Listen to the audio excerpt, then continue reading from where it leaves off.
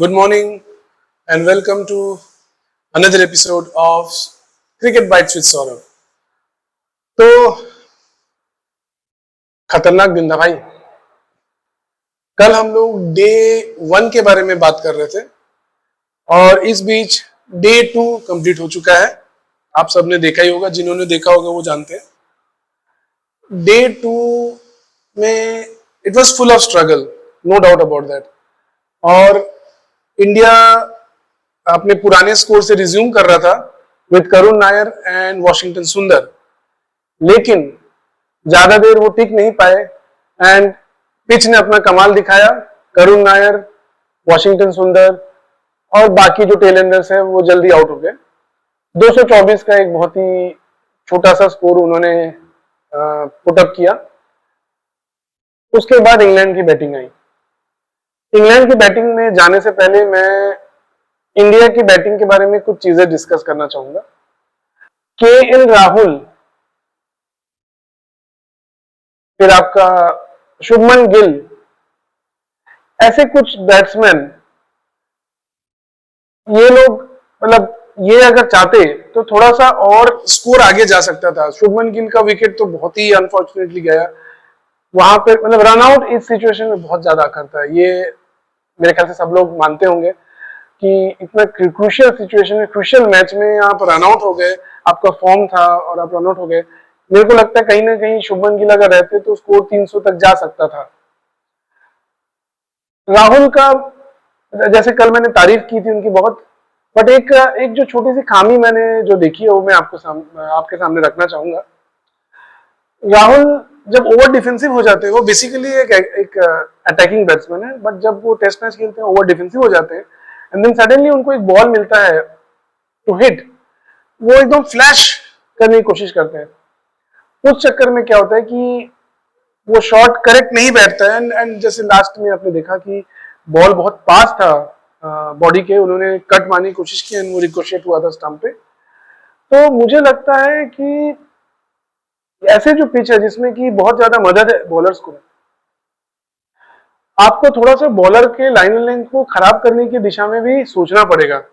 अगर आप continuously defence कर रहे हैं और उससे क्या होता है, बॉलर को एनकरेजमेंट मिलता है कि वो एक ही पर्टिकुलर स्पॉट में बॉल डालते रहे और वो स्पॉट वही रहता है जहां पर बॉल जो है वो मिसबिहेव करता है और कहीं ना कहीं बैट्समैन को तकलीफ में डालता है।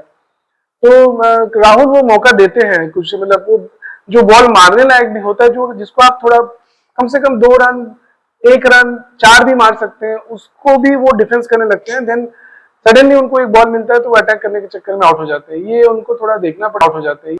इंग्लैंड की पारी में जो सबसे इंटरेस्टिंग पॉइंट था, जब बेन डकेट और अपने जैक क्रॉली जब खेल रहे थे तो ऐसा लग ही नहीं रहा था कि ये वही पिच है जहां इंडिया इतना जल्दी सिमट गई। उन्होंने लगभग 100 रन इतना तेजी से बनाया कि मुझे लगा कि ये कौन से पिच पे खेल रहे हैं भाई।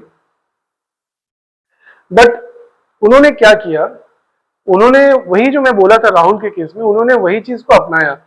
उन्होंने बॉल अगर थोड़ा भी मारने लायक, उनका जो माइंड सेट वो अटैकिंग था। हाँ, अगर बॉल आपके बॉडी में आ रही है या something, outside the off stump बहुत ज्यादा है तो वो छोड़ रहे थे, बट उनका बेसिक इंस्टिंक्ट अटैक करने का था।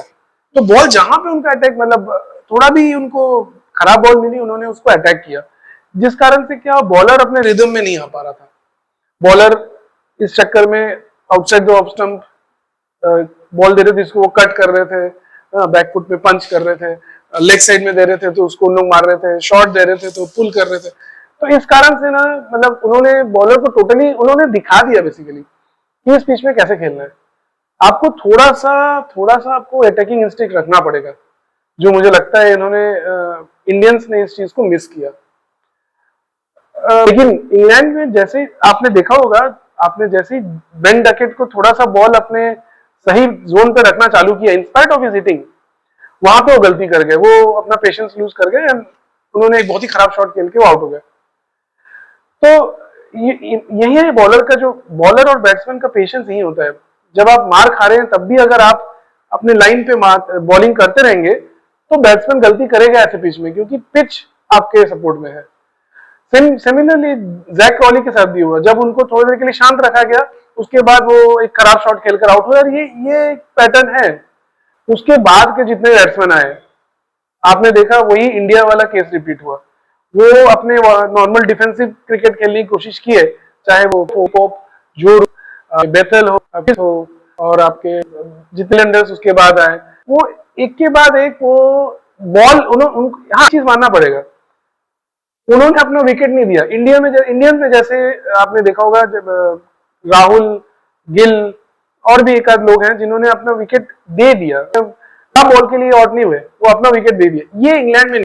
इंग्लैंड में मेजॉरिटी बैट्समैन जो बॉल जो आप बिहेव किया उस हुआ, तो ये रहा दोनों। फिर उसके बावजूद must congratulate the Indian bowlers, उन्होंने मतलब उसके बावजूद सिर्फ कुछ 22-23 रन के लीड पे ही उन्होंने इंग्लैंड को रोक लिया। I mean that is awesome.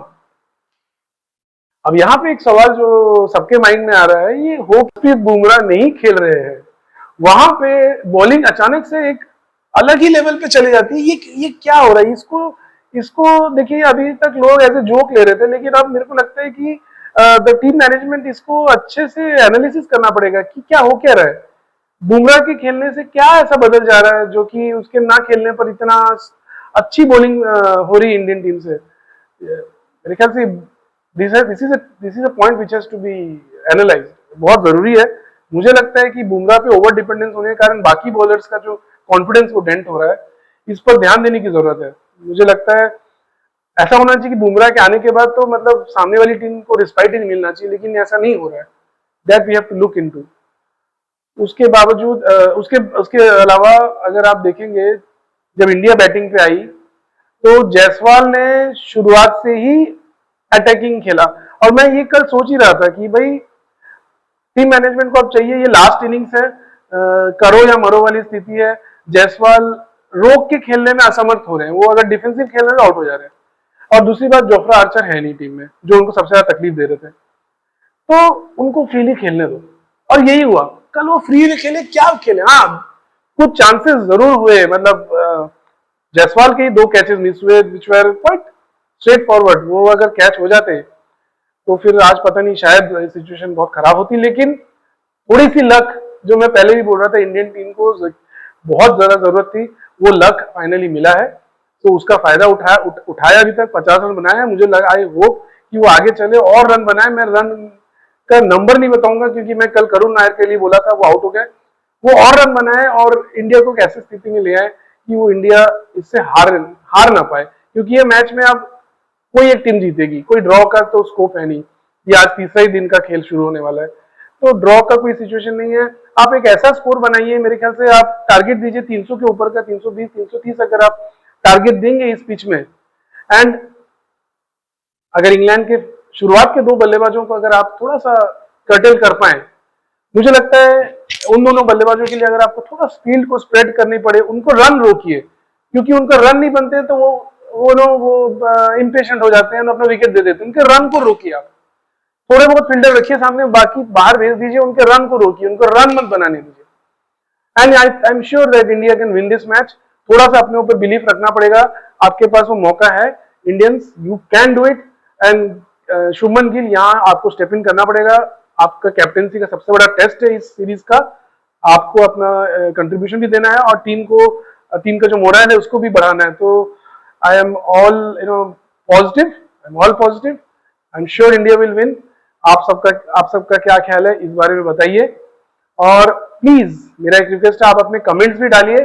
जो बेस्ट कमेंट लगेगा उसको मैं अपने इस शो में जरूर दिखाऊंगा नेक्स्ट एपिसोड में। So guys, my request is to watch the match and enjoy it and support Team India. I am sure they will win. Or please do not forget to tune in to the next episode of Cricket Bites with Saurabh.